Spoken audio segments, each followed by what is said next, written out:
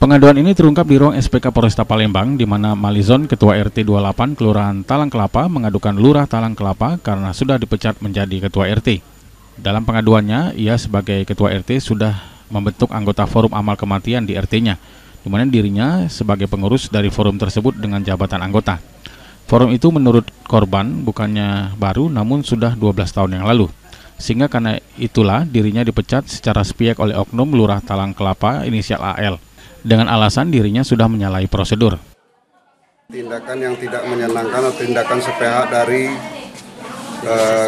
tidak sesuai prosedur seorang lurah, yaitu Lurah Talang Kelapa Aldani Marliansa Esos.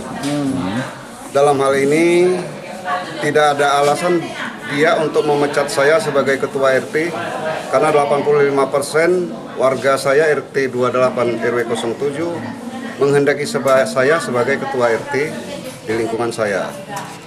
Namun demikian, dengan bermacam alasan sesuai dengan surat pemberhentian saya, beliau semena-mena dengan gegabah melayangkan surat pemberhentian saya.